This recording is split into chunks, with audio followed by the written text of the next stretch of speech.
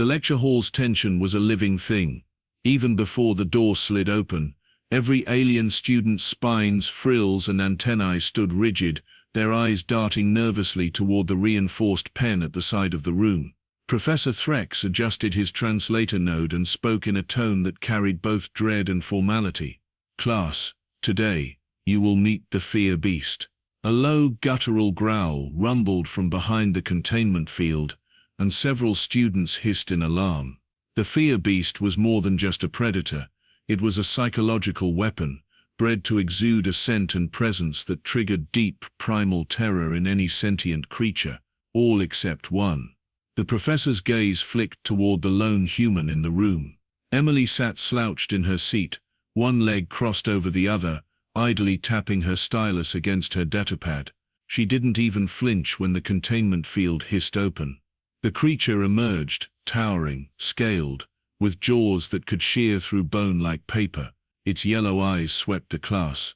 Every alien froze, instinct screaming at them to flee. The fear beast's nostrils flared. It sniffed once, twice, and then its gaze locked on Emily.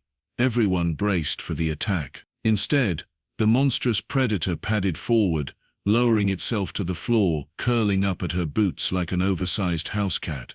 Emily blinked, looking down at the creature as if mildly inconvenienced. Hi," she muttered. The room was silent except for the beast's slow, rumbling purr. Professor Threx's voice cracked. Impossible. The other students couldn't comprehend it. Fear beasts didn't relax. They didn't curl up. They certainly didn't purr. Yet here it was, its deadly eyes half-lidded, utterly docile. Emily reached down, scratched the ridge between its eyes, and murmured, "Guess you're just a big softie, huh?"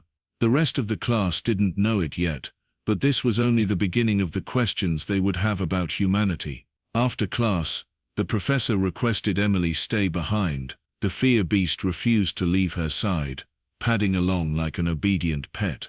This isn't normal," Threx said, pacing. "The fear beast's presence is designed to trigger universal terror responses. Even I can barely stand in the same room without breaking into cold sweats. Yet you," he gestured at her calm demeanor. "You seem unaffected." Emily shrugged. "Grew up around worse." The professor blinked. "Worse? Ever been camping in the Amazon? You wake up with a jaguar sniffing at your tent. You learn real quick that fear's just another thing you can control." The alien's frills twitched in disbelief. "You're saying humans encounter predators on your own world that rival no exceed the fear beast?" Emily smirked. "Rival, buddy.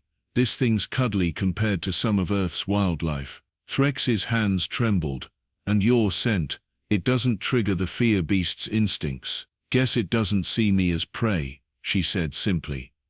"Might even see me as, I don't know, family." Word spread fast through the academy. Soon the entire campus was buzzing with rumors. The human didn't just resist the fear beast, she tamed it. Students from other departments came to gawk through the glass, expecting to see her mauled, only to watch her feeding it scraps from her lunch. One alien journalist asked her how she did it. Emily's answer was short, simple. "You don't let fear make your choices." The War Department heard about it within the week. A military courier arrived, demanding a full report. Emily didn't bother sticking around to hear what they planned next. She had a feeling it would involve her, and maybe a few more fear beasts of different kinds. But the beast at her feet, it just wanted to sleep, and she was fine with that.